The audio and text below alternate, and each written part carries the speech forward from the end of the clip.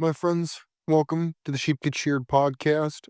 I'm your host, Austin Creed. My friends, before we get into the topic at hand, I want to let you know that I'm planning on posting every day from now on, getting back to video podcasts, which is what I used to do if you look back at my older stuff.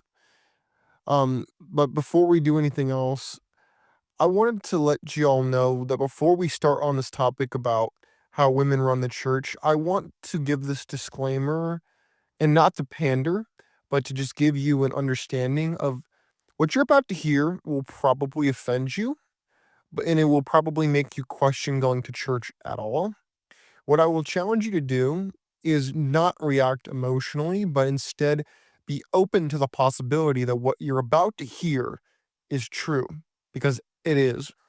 And it's also not exclusively my idea, even though I will interpret it through the lens that is uniquely my own.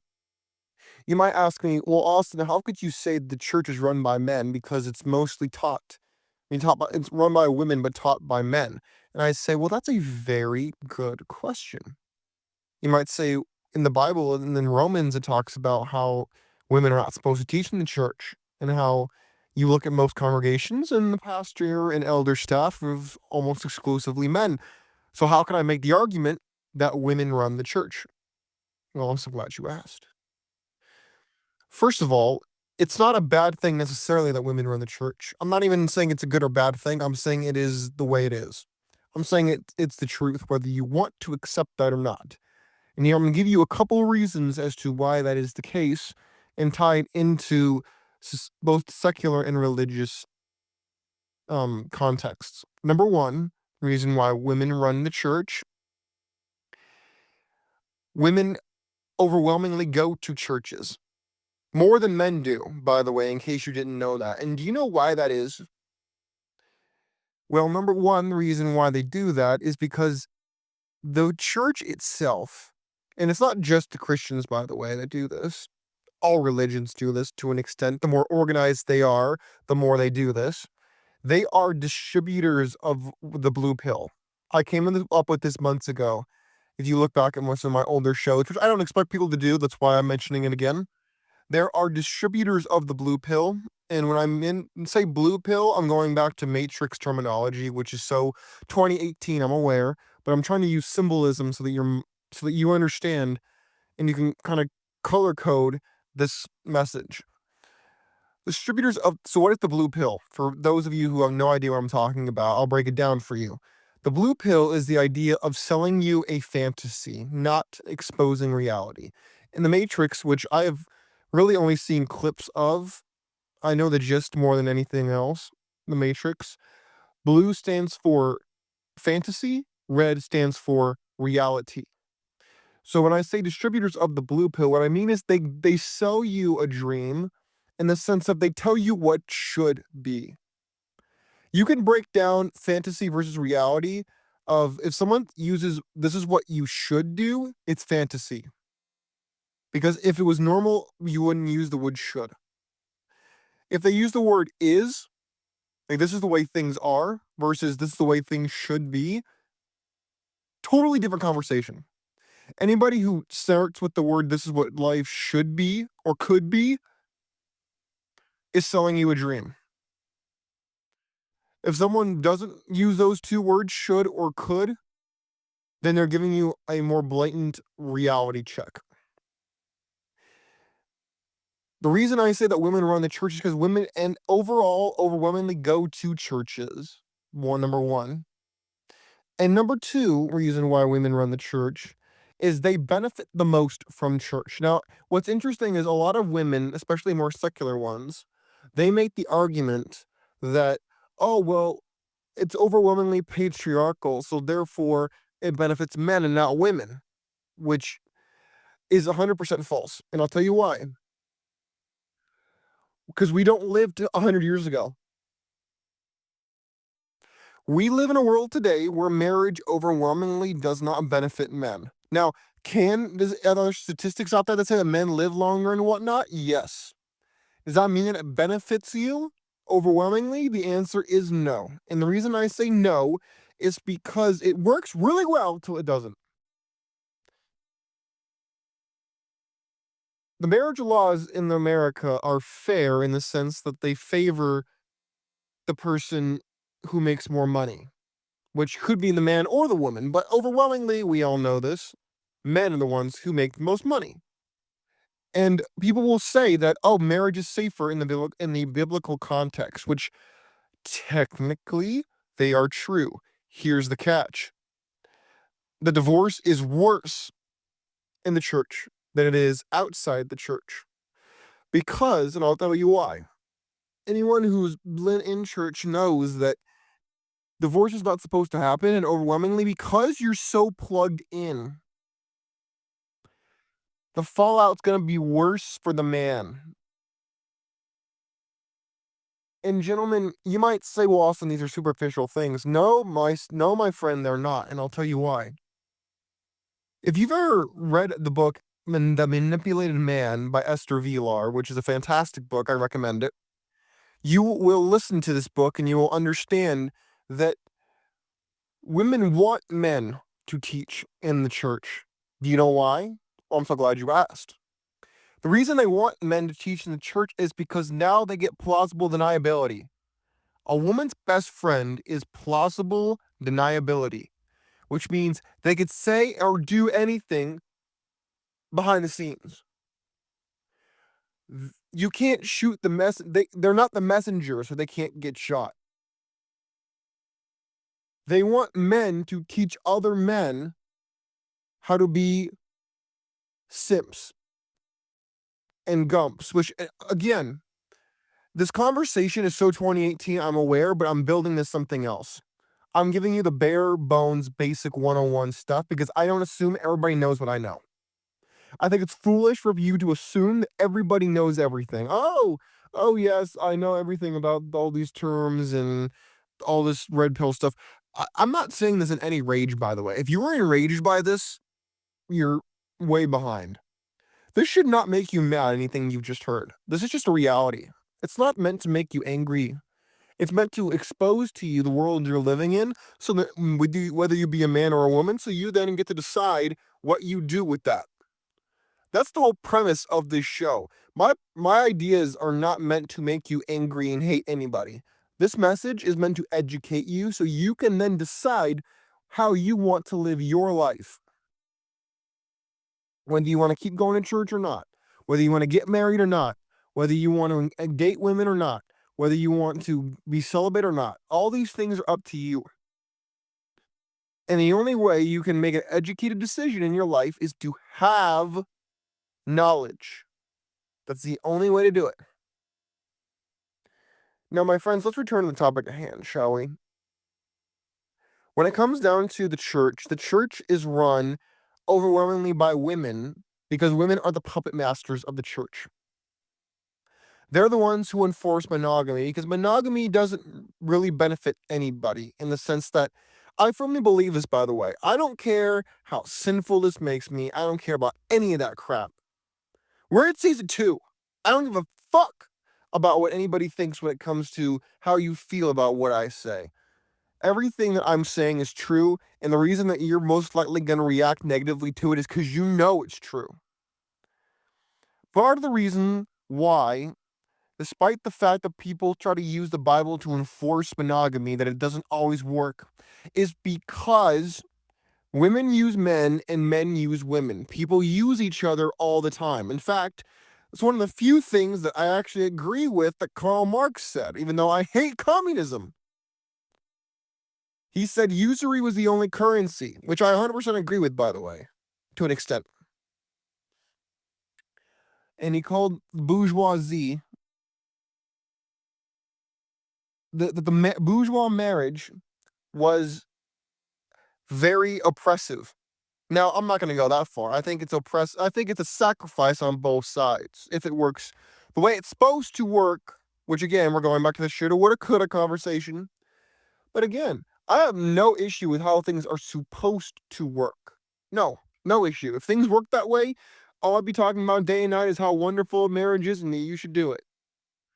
But unfortunately, my friends, you know as well as I do, that even if you get married, it's not a cherry. It's not a bowl of cherries. It's not a perfect road. It's a lot of problems in marriages. There's a lot of problems in relationships. That's why podcasts like mine and a lot other ones that are a lot bigger have so many things to discuss and so much content to go through. Is because it never ends.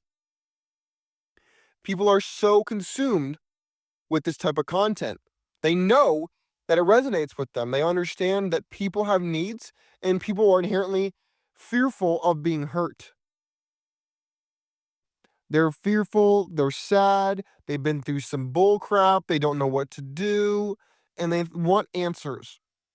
They want to know, hey, if I go to church, am I going to be safe? Hey, if I do this, am I going to be safe? And the answer, unfortunately, is no. You won't. Not necessarily. No one's ever safe. And I say this as somebody who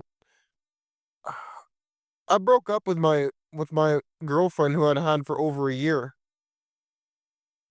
And I'm still recovering from that. I didn't do it in a way I'm very proud of, but I did it because it had to be done. And as somebody who regularly engages in a fight against fear, you have to not make decisions in fear, despite the fact that I sometimes still very much do that. I really will challenge you to do better when it comes to not engaging in fear. I'm not peddling fear to you. I hope you realize that. By me telling you that the church is run by women, I'm not telling you not to go to church. I'm telling you as a man that when you get into the church, whether you grew up there or whether you were going there for the first time, understand that it is not the church of 1,000 years ago you see in documentaries. It is not the church of 100 years ago. You are dealing overwhelmingly with people who are not up to date. They've been married for 20 years, if they're in Gen X, or they're so far out of reality. It's run overwhelmingly by older millennials, Gen Xers, and boomers, who, even if it hit them in the face, will not accept the realities that Gen Z, younger millennials, Zoomers, Gen Alpha, nobody gets it.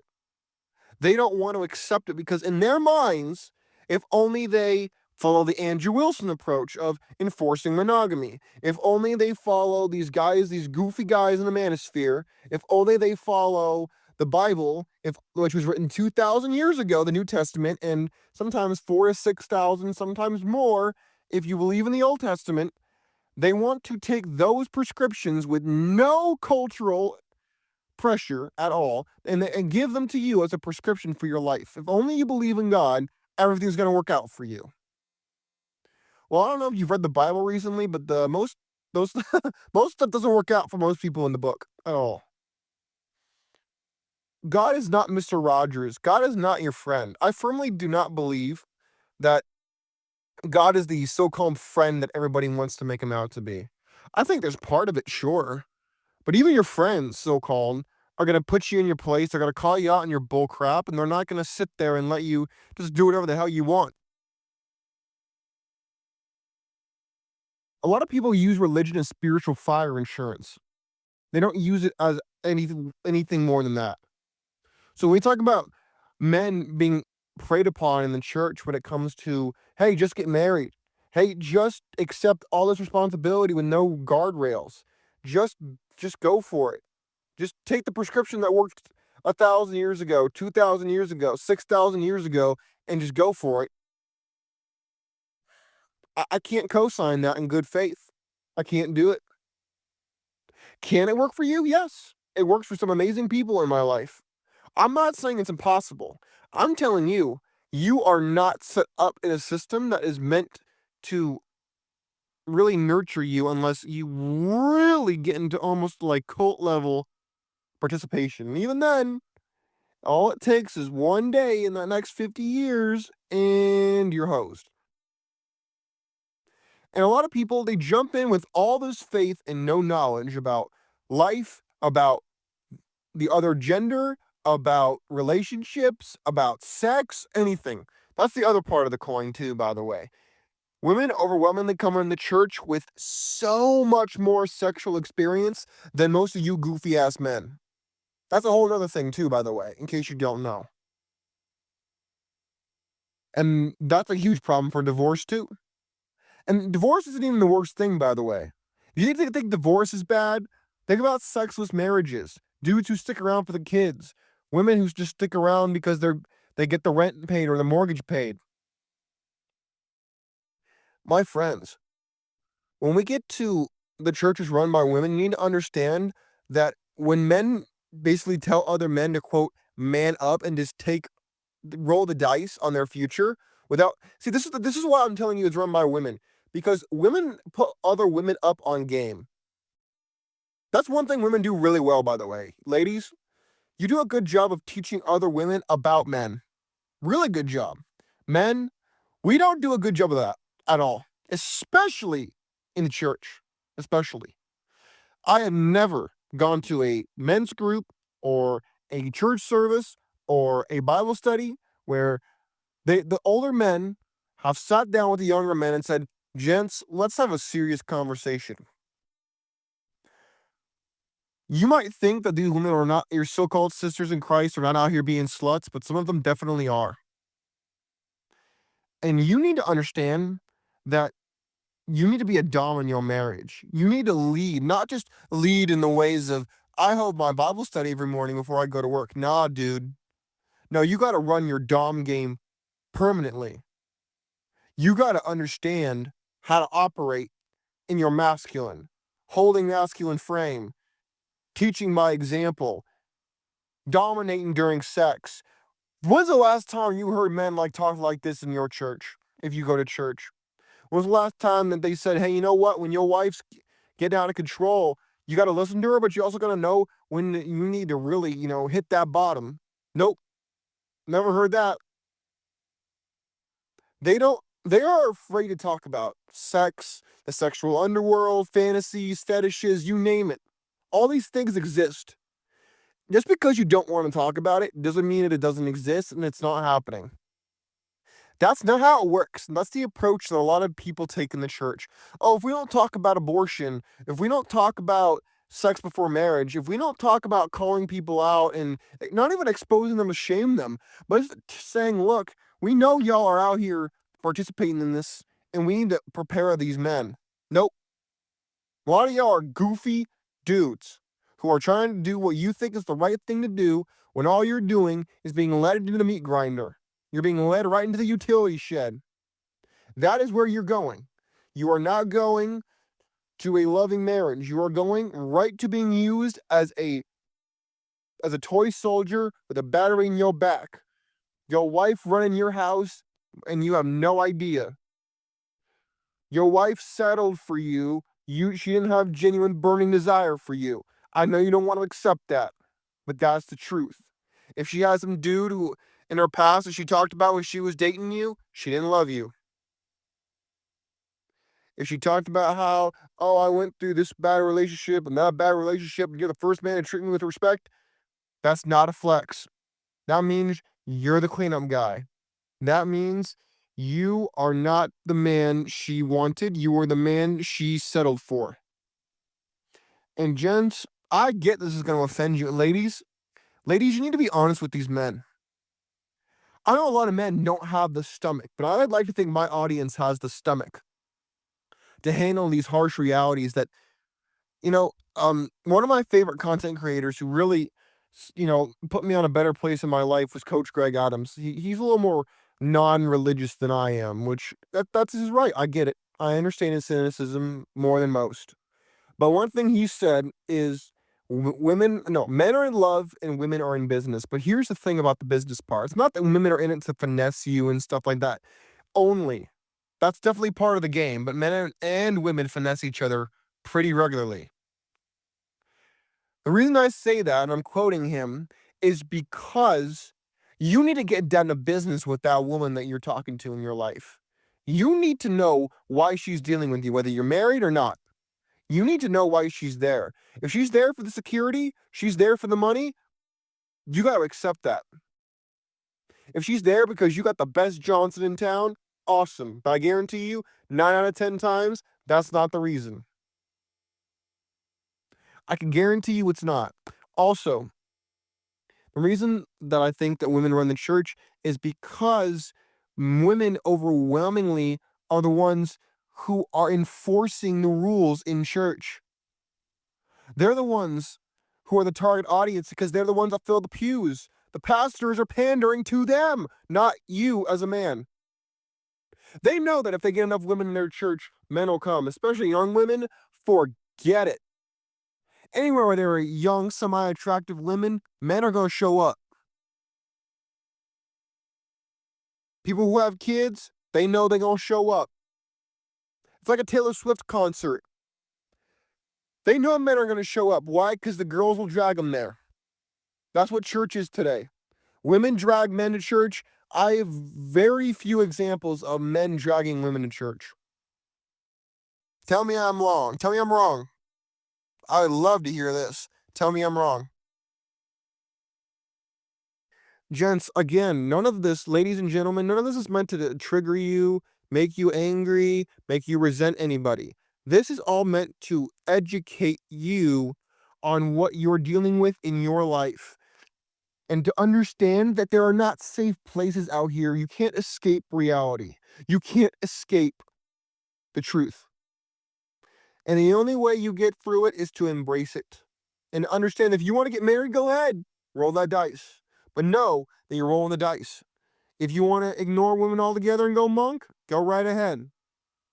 If you want to practice what they did in the Old Testament, how more of the polyamory, polygamy type of thing, legally, of course, I'm not telling you to break the law, then go and do that. Because in my opinion, a lot of these people who say that God, quote, tolerated it, I think that's garbage, personally.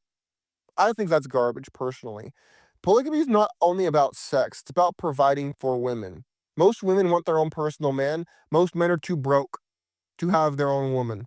Most men are broke. And these broke dudes come out here and they want to tell you how to run game, tell you how to do all these stupid things, goofy things, instead of just bossing up. They don't want to do any of that. So the men who have a duty to provide for those who have not. That's a fact. So anybody who's trying to sit there and tell me that's not biblical, yeah, I don't believe that. And of course, you can cite whatever you want, but I'm just telling you what I think. I think you're full of crap, personally. Again, I think women did that because they don't want to share they don't want to share a man. Even though you're probably sharing that woman, by the way, whether you realize it or not. Hopefully you don't. Hopefully you're not, but overwhelmingly, that's what's going to happen. Whether it's her attention, her body, whatever, that's happening. Happened in the past, it's happening now. My friends, I know it's probably going to trigger some of you, but I'm not trying to trigger you. I'm trying to give you food for thought. I'm trying to make you understand that what you think is true is not, and maybe what you thought was false might possibly be true. Let me know what you think about anything that I've said today. Let me know. Until then, I'll talk to y'all next time. I'm out of here. Peace.